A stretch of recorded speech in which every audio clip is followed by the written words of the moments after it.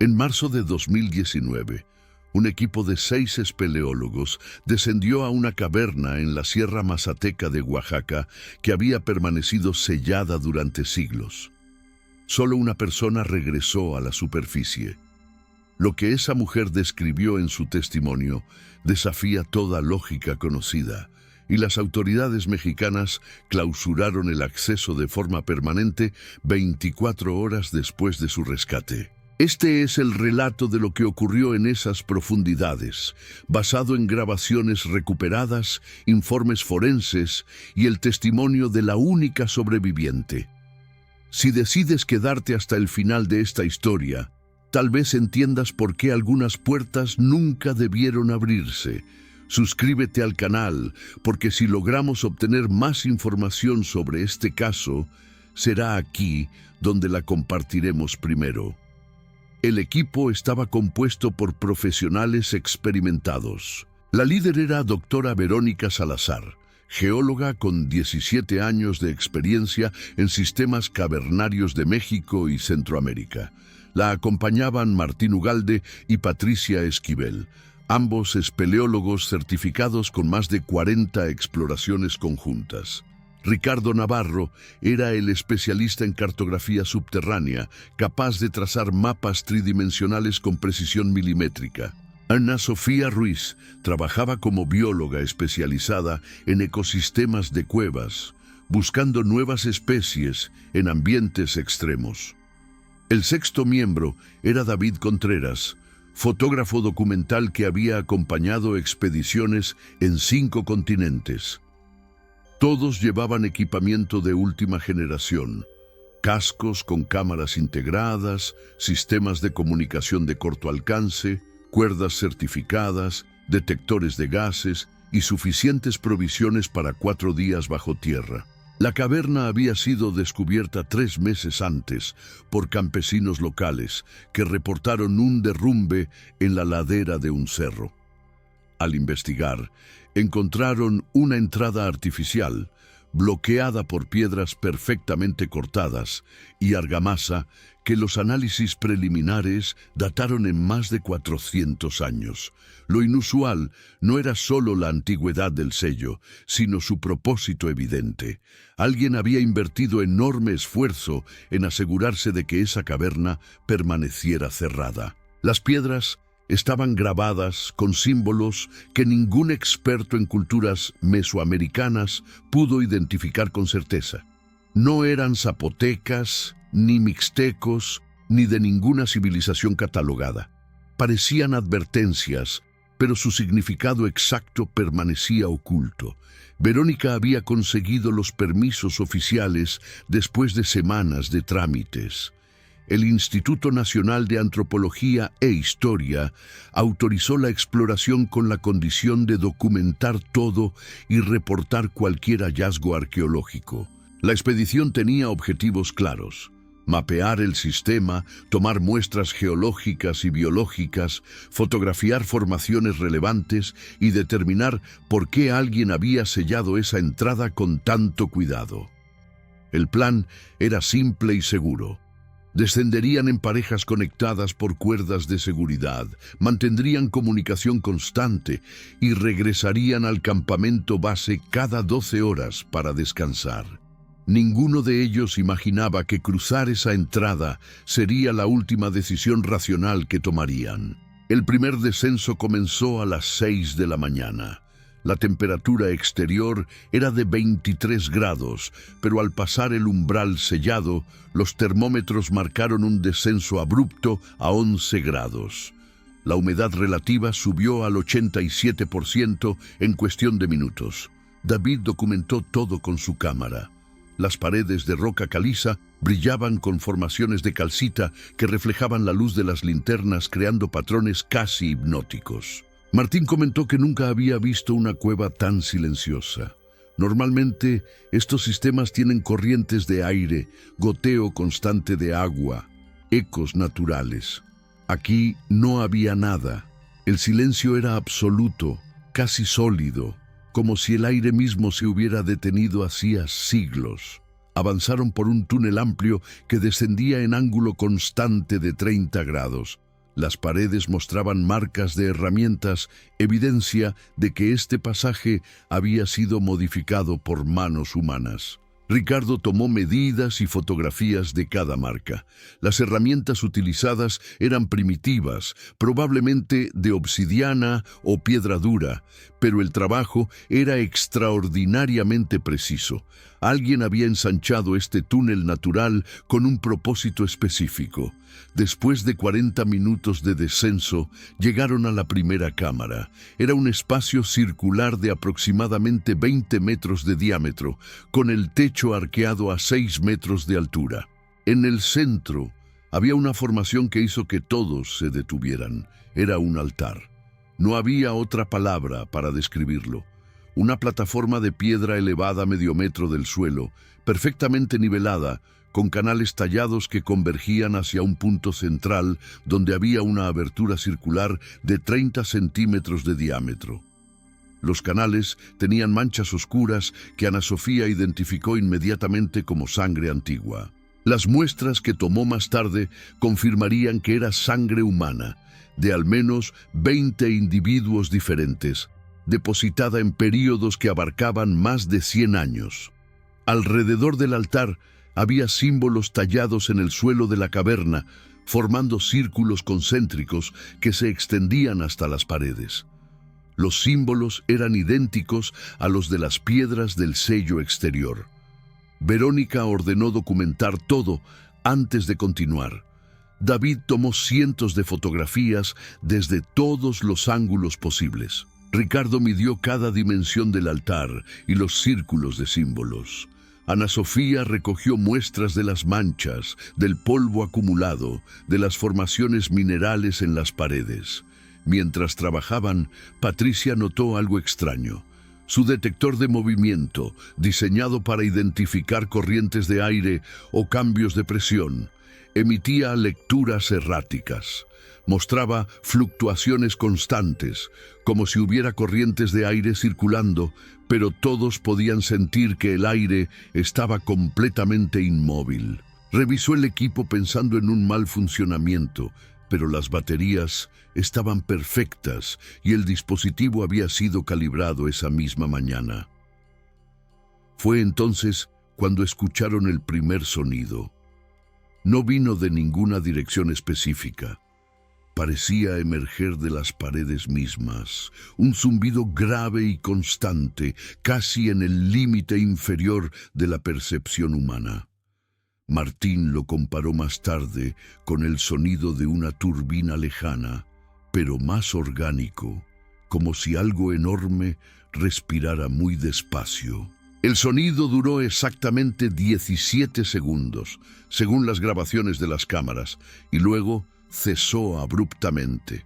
El silencio que siguió era aún más profundo que antes, como si la caverna hubiera estado escuchando y ahora esperaba algún tipo de respuesta. Verónica decidió continuar. Su experiencia le decía que los sonidos en cavernas profundas podían tener explicaciones naturales. Cambios de presión, movimientos sísmicos menores, agua fluyendo por grietas invisibles. Pero su instinto, ese mismo instinto que la había mantenido viva en docenas de exploraciones peligrosas, le susurraba que algo no estaba bien. Ignoró esa voz interior, una decisión que la perseguiría por el resto de su vida. Más allá de la cámara del altar, encontraron 3 túneles que descendían aún más profundo. Eligieron el central, el más amplio, y comenzaron el descenso. El túnel central descendía en una espiral irregular, con paredes que mostraban la misma evidencia de modificación humana que el pasaje superior. Pero aquí había algo más. Cada 50 metros encontraban nichos tallados en la roca, pequeños espacios cúbicos de aproximadamente medio metro de lado. Dentro de cada nicho había restos humanos. No eran entierros ceremoniales como los que se encuentran en otras culturas mesoamericanas. Estos cuerpos habían sido colocados en posiciones imposibles, con las extremidades dobladas en ángulos antinaturales, como si hubieran sido forzados a caber en espacios demasiado pequeños. Ana Sofía examinó los restos con creciente incomodidad. Los huesos mostraban fracturas post-mortem, pero también algo más perturbador: marcas de dientes humanos. Después de 2 horas de descenso, las radios comenzaron a fallar. Primero fue estática ocasional, luego interferencias que sonaban casi como voces susurrando en un idioma desconocido. Ricardo intentó ajustar las frecuencias, pero la interferencia empeoraba con cada metro que descendían. A los 180 metros de profundidad, las comunicaciones se volvieron completamente inútiles. Verónica ordenó que permanecieran en parejas conectadas físicamente por cuerdas de seguridad. La formación era clara: ella con Martín adelante, Patricia con David en el medio, Ricardo con Ana Sofía cerrando la marcha. Las cuerdas que los conectaban tenían sistemas de tensión que alertarían inmediatamente si alguien caía o se separaba del grupo.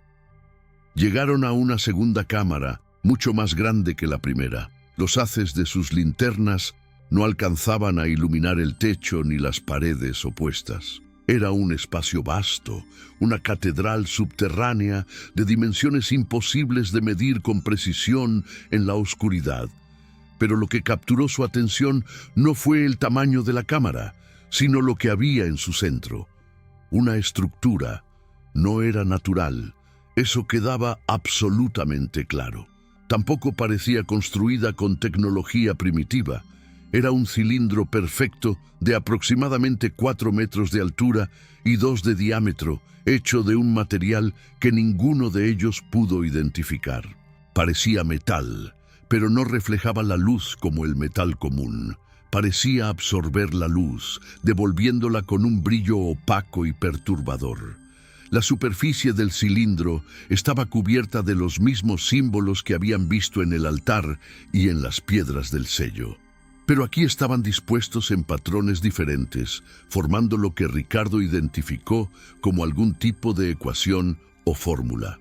Los símbolos parecían grabados, pero cuando Verónica pasó su mano enguantada sobre ellos, descubrió que eran completamente lisos.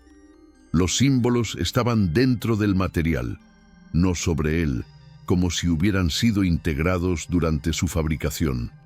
La temperatura alrededor del cilindro era varios grados más baja que en el resto de la cámara. Sus alientos se condensaban en nubes visibles cuando se acercaban. David documentó la estructura desde todos los ángulos posibles. En su base encontraron algo más: una puerta, o al menos lo que parecía ser una puerta. Era una sección rectangular del cilindro, delineada por una línea casi invisible, con una depresión circular en el centro que parecía diseñada para recibir algo.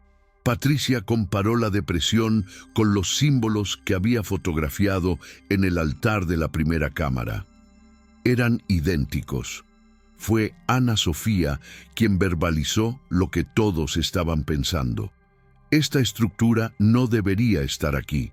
No con esta precisión, no con estos materiales, no a 200 metros bajo tierra en una región que no tenía historia de metalurgia avanzada. Mientras examinaban el cilindro, los detectores de movimiento de Patricia volvieron a enloquecer.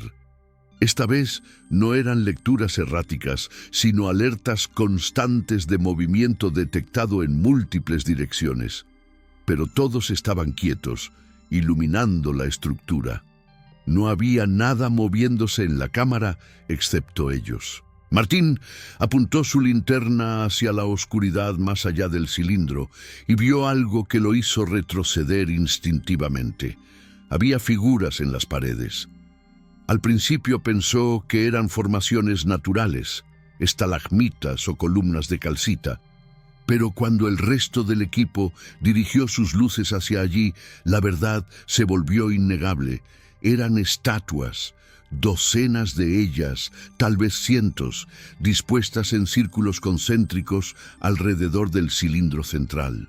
Todas miraban hacia la estructura como adoradores congelados en un acto eterno de reverencia.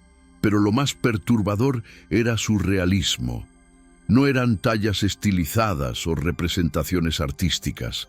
Eran reproducciones exactas de seres humanos, con cada detalle anatómico preservado con precisión aterradora.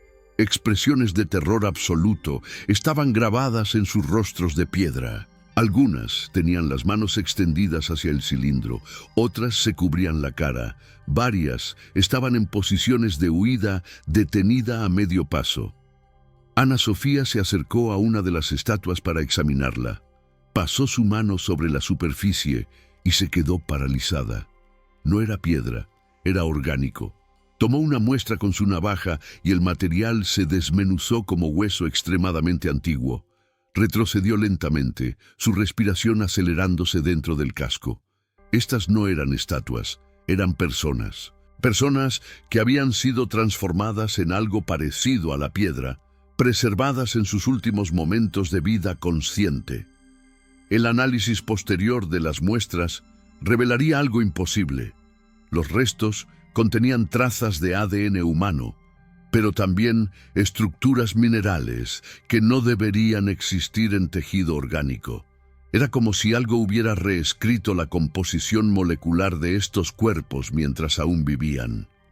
Verónica ordenó retroceder. Su protocolo de seguridad era claro. Ante cualquier situación anómala que no pudieran explicar, debían regresar a la superficie y reportar. Pero cuando se dieron vuelta para deshacer el camino, descubrieron que el túnel por donde habían entrado ya no estaba donde debería. La pared de la cámara mostraba 5 aperturas diferentes, todas del mismo tamaño, todas descendiendo en la oscuridad. Ricardo revisó su mapa, su brújula digital, su GPS. Nada funcionaba correctamente. Los instrumentos daban lecturas contradictorias, como si la orientación magnética cambiara cada pocos segundos. Todos habían marcado el túnel de entrada con cinta reflectante fluorescente. Esas marcas habían desaparecido. El pánico comenzó a filtrarse en el grupo. David sugirió que eligieran cualquier túnel y lo siguieran hacia arriba, confiando en que eventualmente encontrarían la salida. Martín propuso quedarse en la cámara y esperar a que el equipo de superficie iniciara un rescate cuando no regresaran a tiempo. Verónica intentó mantener el control, recordándoles su entrenamiento, pero incluso su voz temblaba ligeramente. Fue entonces cuando las luces comenzaron a fallar. No todas a la vez. Primero fue la linterna de David, que parpadeó y se apagó, a pesar de tener baterías nuevas. Luego, la de Patricia. Una por una, las luces se extinguían, y cada vez que una se apagaba, el zumbido grave que habían escuchado antes resonaba nuevamente, más fuerte, más cerca. En la creciente oscuridad, Ana Sofía fue la primera en verlo. Algo se movía entre las figuras petrificadas. No era una sombra normal, porque las sombras siguen la lógica de la luz. Esto se movía contra la luz, como si absorbiera activamente la iluminación de las linternas restantes. Tenía forma vagamente humana, pero sus proporciones estaban completamente equivocadas. Los brazos eran demasiado largos, la cabeza demasiado grande. La forma de moverse era fluida de una manera que ningún cuerpo con huesos podría replicar. Se deslizaba entre las estatuas y cada vez que pasaba cerca de una, el aire alrededor de esa figura se distorsionaba, como si estuviera mirando a través de agua. Martín gritó que corrieran, pero Verónica mantuvo su posición. Su entrenamiento le decía que correr en una cueva desconocida era suicidio. Mejor enfrentar lo desconocido con disciplina que morir en una caída ciega. Ordenó al grupo formar un círculo, espaldas juntas, luces apuntando hacia afuera. El protocolo para fauna agresiva en cuevas, hacerse grande, hacer ruido, mostrar determinación. Pero esto no era fauna. La sombra no reaccionó a sus gritos ni a la luz directa. Simplemente continuó moviéndose en un patrón circular alrededor de ellos, acercándose gradualmente en una espiral que se cerraba. Fue Ricardo quien encontró la solución, o al menos lo que parecía ser una solución. Recordó la depresión circular en el cilindro central. Recordó cómo los símbolos en esa depresión coincidían con los del altar superior. Gritó su teoría. Tal vez esta estructura era una puerta y tal vez abrirla era la única forma de escapar.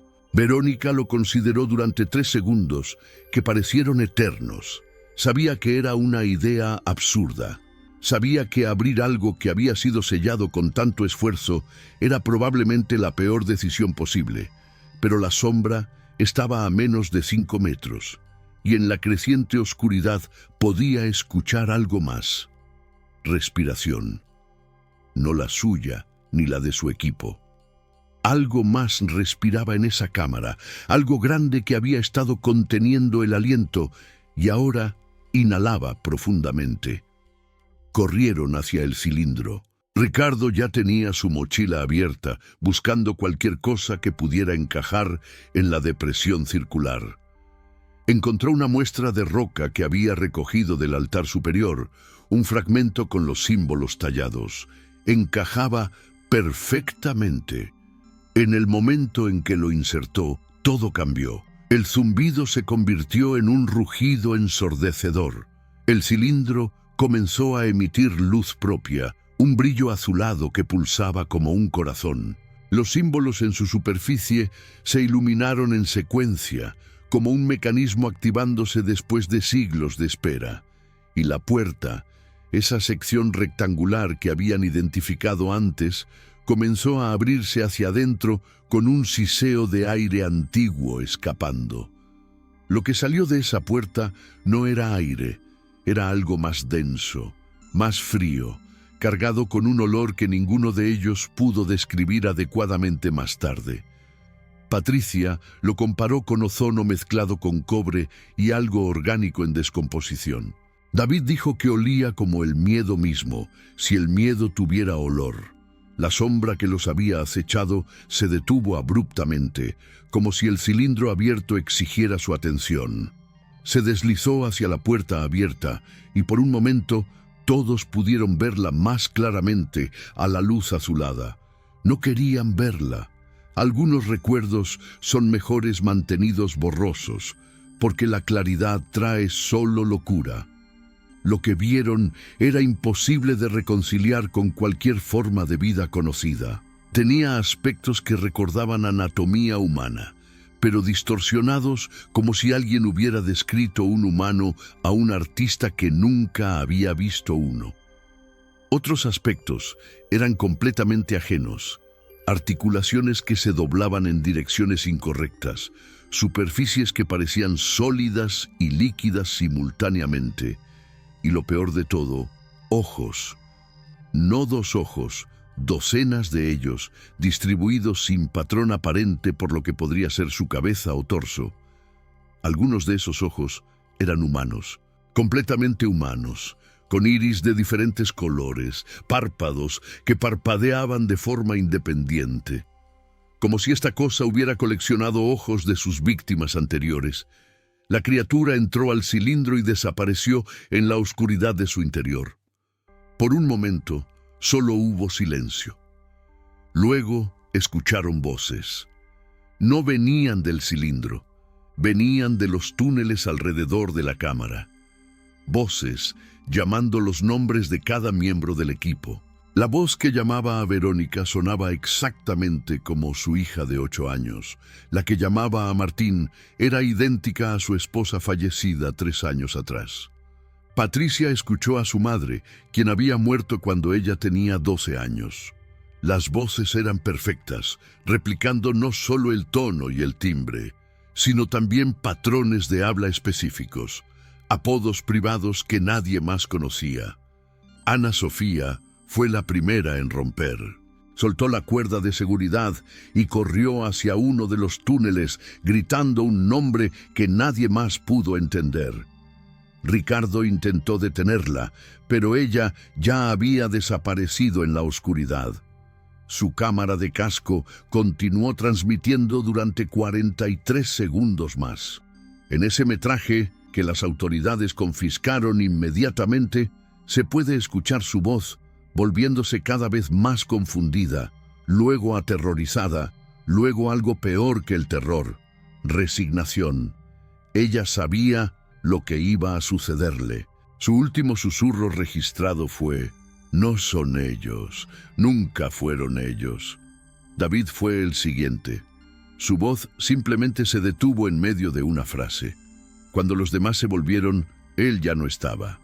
La cuerda que lo conectaba a Patricia terminaba en un nudo cortado limpiamente, como si algo con precisión quirúrgica la hubiera seccionado. No hubo sonido de lucha, no hubo grito. Patricia comenzó a hiperventilar dentro de su casco. Verónica intentó calmarla, pero las palabras sonaban huecas incluso para ella misma. Ricardo revisaba frenéticamente su equipo, buscando cualquier cosa que pudiera servirles como arma o protección. Encontró algo en su mochila que no recordaba haber empacado. Era un cuaderno viejo, encuadernado en cuero deteriorado por la humedad. No era suyo, no estaba en su inventario de equipo, pero ahí estaba, como si siempre hubiera estado esperándolo. Con manos temblorosas, lo abrió. Las páginas estaban escritas en español, pero un español arcaico con ortografía del siglo XVII. La caligrafía era elaborada pero urgente, como si el autor hubiera escrito con prisa desesperada. El documento era el diario de una expedición anterior. Una expedición de misioneros franciscanos que había descendido a esta misma caverna en 1643, guiados por indígenas locales que les habían advertido una y otra vez que no lo hicieran. Ricardo leyó en voz alta, su voz quebrándose: «Día quinto bajo tierra.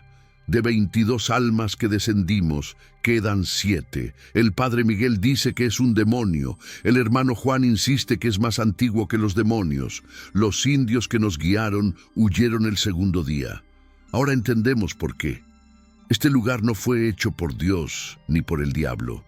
Fue hecho por algo que existía antes de ambos. No debimos abrir la puerta de metal. Los símbolos eran advertencia, no invitación. Que Dios perdone nuestra arrogancia». Había más entradas, cada una más incoherente que la anterior. La última estaba escrita con letra casi ilegible. «Día octavo. Quedo solo. Sello la entrada. Que nadie vuelva jamás. La puerta debe permanecer cerrada». La frase terminaba en un borrón de tinta, como si la mano del escritor hubiera sido arrancada mientras escribía. Ricardo cerró el cuaderno, su significado absolutamente claro. Los franciscanos habían sellado esta caverna en el siglo XVII. Habían colocado las piedras con símbolos de advertencia. Habían sacrificado sus propias vidas para asegurar que nadie más cometiera su error. Y ahora, casi 400 años después, un nuevo grupo había ignorado esas advertencias. Martín fue el siguiente en desaparecer. Esta vez lo vieron suceder. Algo lo agarró desde arriba, desde la oscuridad del techo que sus luces no podían alcanzar. Fue levantado tan rápido que la cuerda que lo conectaba a Verónica se rompió antes de que ella pudiera reaccionar. Hubo un segundo de silencio absoluto. Luego un sonido húmedo, orgánico, como carne separándose de hueso. Algo cayó del techo, aterrizando a los pies de Verónica. Era el casco de Martín, con la cámara aún funcionando, aún grabando. Pero lo que la cámara mostraba en su pequeña pantalla LED no era el techo de la caverna. Mostraba un espacio diferente, con geometría que dolía mirar, donde las sombras caían hacia arriba y las dimensiones parecían superponerse. Quedaban 3: Verónica, Patricia y Ricardo. 3 personas profesionales reducidas a animales aterrorizados, acurrucados junto al cilindro abierto, porque era la única fuente de luz en una oscuridad que ahora parecía activamente hostil. Las voces continuaban llamándolos desde los túneles, pero ahora eran diferentes. Ya no imitaban a seres queridos. Ahora usaban sus propias voces, replicando cosas que habían dicho durante la expedición.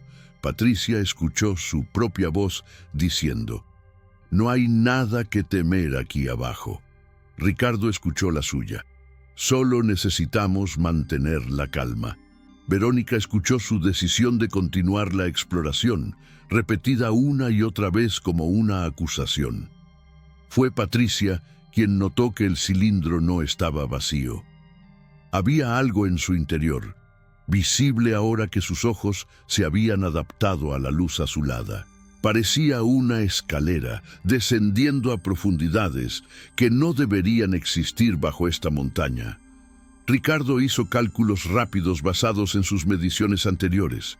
Estaban a aproximadamente 200 metros bajo la superficie.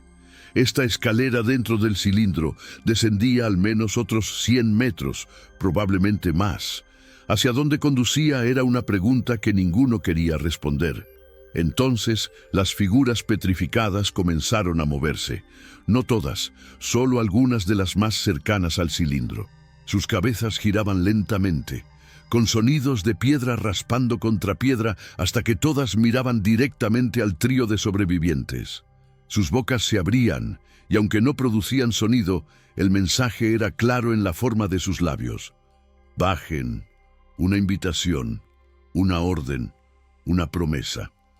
Verónica tomó la decisión que la separaría de sus compañeros. Agarró a Patricia y Ricardo, los miró directamente a los ojos y dijo algo que había aprendido en sus años de exploración. Cuando el sistema colapsa, cuando todo protocolo falla, la única opción es separarse para maximizar las posibilidades de que al menos uno sobreviva. Ella descendería por el cilindro, atraería lo que fuera que los cazaba. Ellos dos intentarían encontrar la salida durante esa distracción. Ricardo protestó. Patricia lloró dentro de su casco. Pero Verónica ya había soltado sus cuerdas de seguridad.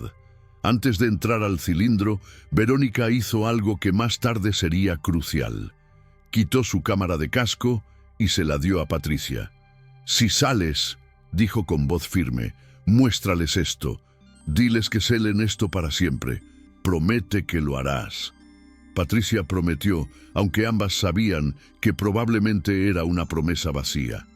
Verónica caminó hacia el cilindro, su linterna iluminando los escalones imposibles que descendían en su interior. En el último momento, antes de cruzar el umbral, se volvió y sonrió. No era una sonrisa de miedo o resignación, era la sonrisa de alguien que finalmente entiende un chiste terrible del universo. Lo que sucedió dentro del cilindro nunca se sabrá completamente.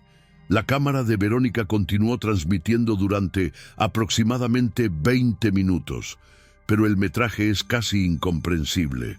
Muestra espacios que violan las leyes básicas de la geometría euclidiana, luz que se curva en ángulos imposibles y formas que parecen existir en más de 3 dimensiones simultáneamente.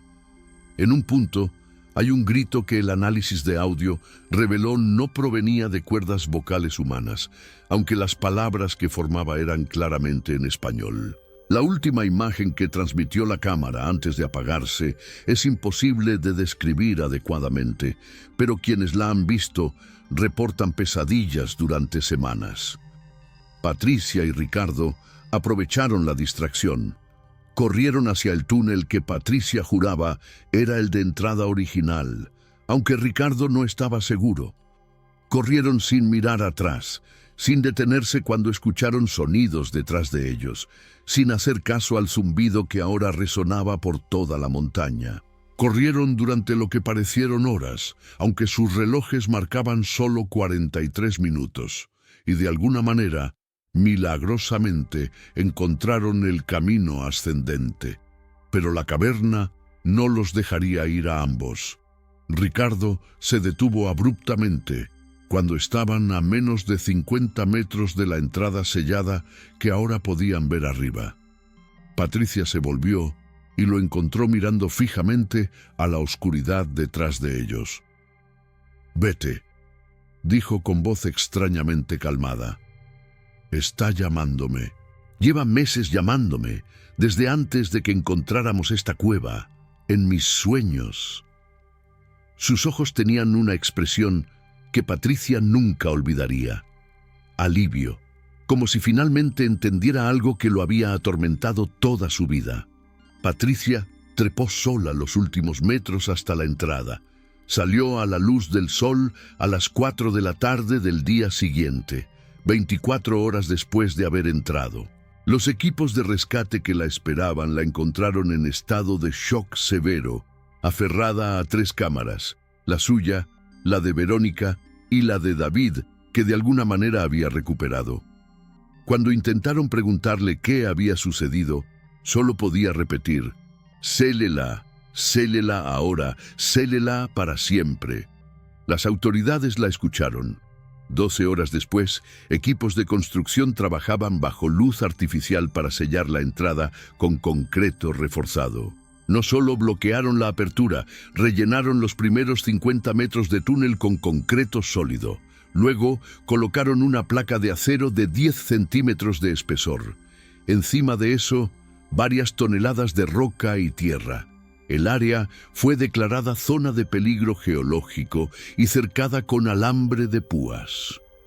Los análisis del metraje de las cámaras fueron clasificados. Los cuerpos de los otros 5 miembros del equipo nunca fueron recuperados. Patricia pasó 3 meses en evaluación psiquiátrica. Los doctores la diagnosticaron con trauma severo y alucinaciones inducidas por estrés en ambientes extremos. Ella dejó de contradecirlos después de la 2ª semana, entendiendo que nadie creería la verdad de todas formas. Le dieron de alta con medicación antipsicótica que nunca tomó. En cambio, guardó las cámaras en una caja fuerte y juró nunca hablar del tema públicamente. Pero hay cosas que no pueden mantenerse completamente en secreto. Los campesinos locales reportan que a veces, en noches sin luna, se puede escuchar un zumbido profundo emanando de la montaña sellada. Los detectores sísmicos en la región registran vibraciones de frecuencia extremadamente baja, que no corresponden a actividad tectónica conocida, y hay informes no confirmados de personas que han soñado con una escalera que desciende en la oscuridad, llamándolos por nombre. 3 años después del incidente, Patricia recibió un paquete anónimo en su dirección que ella nunca había dado a nadie relacionado con la expedición. Dentro había una fotografía.